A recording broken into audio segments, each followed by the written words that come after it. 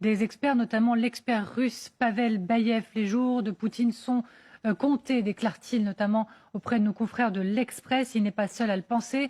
Il est peut-être encore moins seul depuis que Kherson est revenu dans les mains des Ukrainiens, avec les drapeaux qui flottent, on le rappelle, depuis plusieurs heures maintenant sur cette ville à nouveau. Voyons ça. Les jours de Vladimir Poutine sont-ils comptés? Les indispensables, Quentin Berrichel. Bonsoir Quentin. Bonsoir Amélie, bonsoir à tous. Donc, au terme de cette semaine précisément, le retrait de Kherson affaiblit-il encore plus Vladimir Poutine? En avons-nous des signaux? En tout cas, ce qui interroge Amélie, c'est le silence du chef du Kremlin. Le jour de l'annonce du retrait russe de Kherson, on a bien vu Vladimir Poutine, mais il visitait, regardez, un hôpital neurologique. Pas un mot du président russe sur la décision de son état-major. Depuis, plus personne n'a vu ni entendu Vladimir Poutine. Pas même un communiqué du Kremlin expliquant la décision. Ce n'est pas un hasard en fait si l'annonce a été faite par ces deux chefs de guerre, Sergueï Shoigu, le ministre de la Défense russe, et Sergueï Surovikin, le chef des armées. C'est Vladimir Poutine lui-même qui leur a demandé. Poutine ne veut pas annoncer la mauvaise nouvelle et assumer la responsabilité de ce retrait, déclare un ancien haut responsable de la défense russe à The Guardian. L'image aurait eu un impact fort. 6 semaines après ces images, regardez l'annexion russe des 4 régions ukrainiennes. Vladimir Poutine criait alors haut et fort à la foule russe devant lui « Kherson, c'est la Russie ». Aujourd'hui, chez certaines grandes voix russes, ce recul est une humiliation personnelle pour le chef du Kremlin.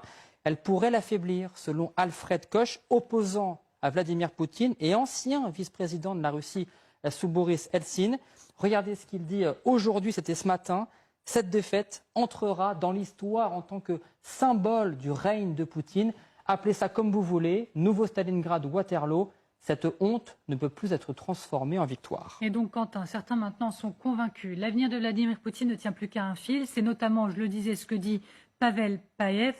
Qui est-il? Que dit-il? Pavel Bayev, c'est cet homme. Regardez, c'est un politologue russe de 65 ans, chercheur à l'Institut de recherche pour la paix à Oslo. Il est considéré par ses pairs comme l'un des plus grands spécialistes de la politique et de l'armée en Russie. Il collabore même avec la Brookings Institution, l'un des think tanks géopolitiques les plus réputés du monde. Dans une interview au journal L'Express il y a quelques jours, il est catégorique sur Vladimir Poutine. Ses jours sont comptés. Alors, quels éléments le poussent à s'avancer autant? Eh bien, pour lui, les défaites de l'armée russe sur le champ de bataille s'enchaînent et elles vont entraîner une prise de conscience chez les élites russes.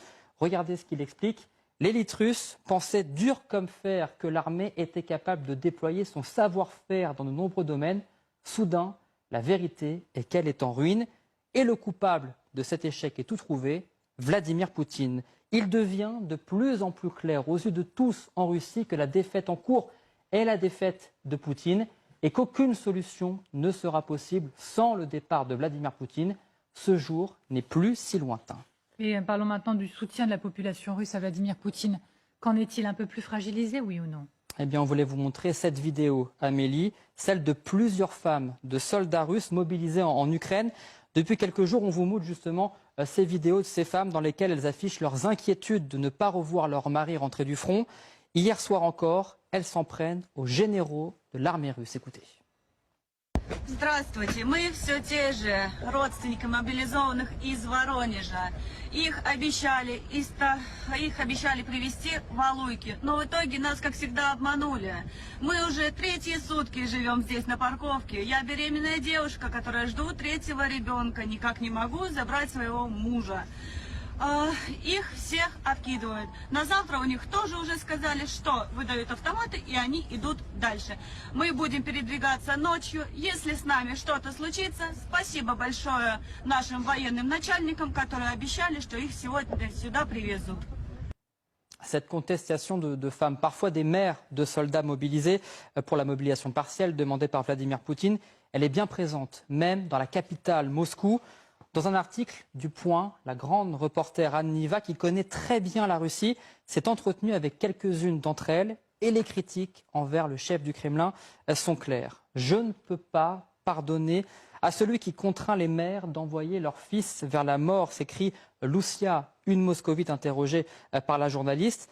Dans la population globale en Russie, Anne Niva décrit des Russes perdus, inquiets pour leur avenir. On a quoi comme horizon, s'écrit Timur? Uniquement l'incertitude, la guerre est notre seule réalité.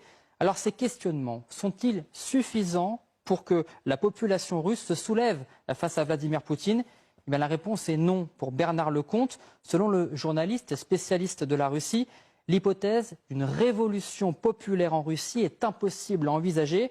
Si Vladimir Poutine est poussé vers la sortie, pour lui, cela se fera de l'intérieur du Kremlin par la trahison de ses plus fidèles collaborateurs. Écoutez.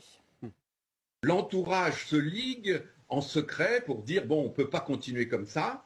Et à la faveur d'un séjour du grand chef dans sa villa de Sotchi ou de Foros, on le débranche. Et c'est le FSB qui est chargé de la manœuvre. Ce qui s'était passé pour Gorbatchev en août 91, il est là tranquille dans sa villa avec sa famille. Il est évidemment défendu par les hommes du KGB. Et à un moment, on lui dit vous n'êtes plus branché avec le Kremlin. C'est fini. Vous n'avez même plus le téléphone. Et donc, pour raison de santé, vous êtes mis de côté. Merci beaucoup, Quentin. Merci aux équipes encore une fois.